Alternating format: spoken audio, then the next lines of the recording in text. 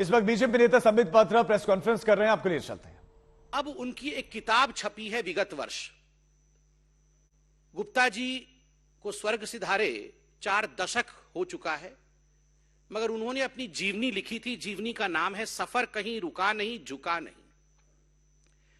उनके इस जीवनी में जो उन्होंने दशकों पहले लिखा था, 60 के दशक में लिखा था, उनकी मृत्यु भी हो गई है। अब वो जीवनी छपी है और उस जीवनी में जब नेशनल हेराल्ड के बारे में आप पढ़ेंगे तो अंग्रेजी में एक कहावत है, डेजा वू।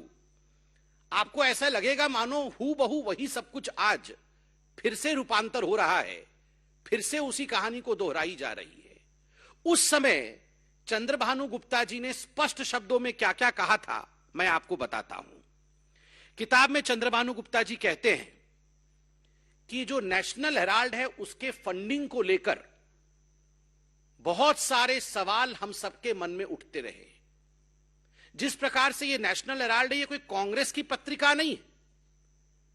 चंद्रभानु गुप्ता जी कहते हैं ये कोई स्वतंत्रता संग्रामियों के लिए या भारतवर्ष की कहानी को प्रतिपादित करने की कोई अखबार नहीं है। ये अखबार जो है ये केवल नेहरू, जवाहरलाल नेहरू और इंदिरा गांधी को महिमा मंडित करने के लिए है, और इसके लिए जो फंडिंग की जाती है उसमें गड़बड़ है।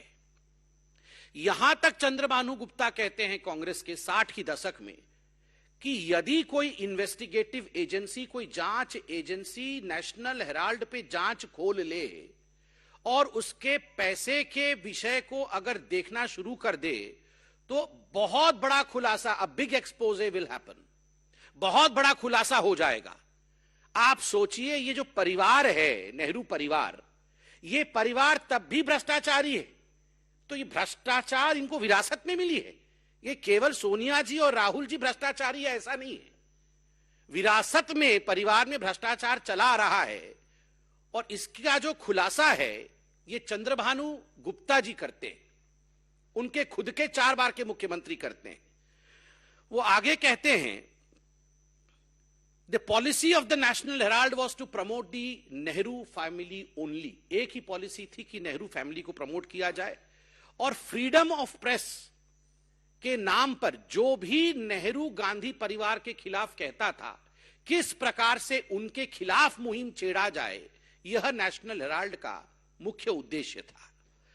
उसमें कहते हैं कि उस समय भी, यह बहुत ध्यान देने योग्य विषय है, गलत तरीके से नेशनल हेराल्ड ने कांग्रेस से पैसे लिए।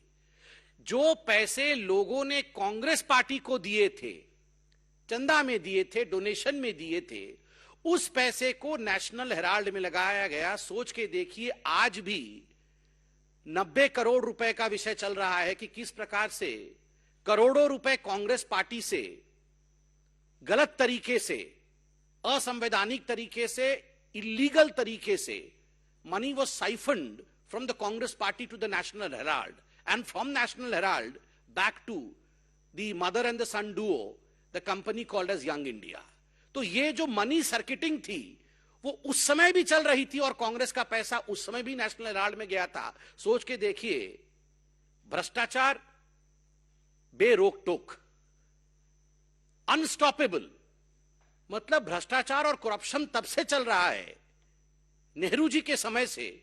और आगे चंद्रभानु गुप्ता लिखते हैं कि नेहरू जी को इस पूरी कंपनी का डायरेक्टर बनना था, इसलिए किस प्रकार से उन्होंने कई बड़े नेताओं का नाम लिखा है, पुरुषोत्तम दास टंडन, शिव प्रकाश गुप्ता, आचार्य नरेंद्र देव और खुद चंद्रभानु गुप्ता, कि हमें फोर्सफुली अपने जो शेयर्स थे उन्हें बेचने पड़े ताकि नेहरू जी के पास 100 शेयर आ जाएं और वो कैसे भी येन केन प्रकारेण डायरेक्टर बन जाए ताकि कंट्रोल उनके पास चला जाए।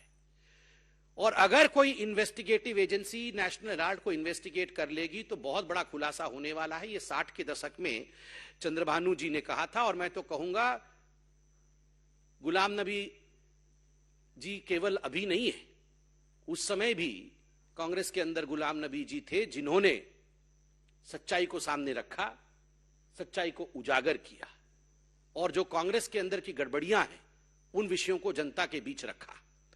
बंधुगण, हम लोगों को कोई बता रहा था अभी, आप में से किसी बंधु ने बताया कि कल शायद भारत तोड़ो आंदोलन शुरू कर रही है कांग्रेस पार्टी, भारत जोड़ो। भारत जोड़ो आंदोलन शुरू कर रही है कांग्रेस पार्टी। हाँ, कल भारत जोड़ो कुछ आंदोलन शुरू कर रही है। कांग्रेस पार्टी को इस प्रेस कॉन्फ्रेंस के बाद हमारी हिदायत है, भारत केवल वही जोड़ सकता है जो भ्रष्टाचार छोड़ सकता है। जो भ्रष्टाचार छोड़ नहीं सकता वो भारत जोड़ कैसे सकता है? ये भारत जोड़ो नहीं, ये गांधी परिवार बचाओ आंदोलन इनका आरंभ हो रहा है। मैं चाहता हूं कि आज इस प्रेस कॉन्फ्रेंस के बाद राहुल गांधी इस विषय पर अपनी टिप्पणी करे। आंदोलन से पहले वो इस विषय को बताएं कि वास्तविकता क्या है। दूसरा, मैंने कहा था कि स्वाभिमान का विषय भी महत्वपूर्ण है।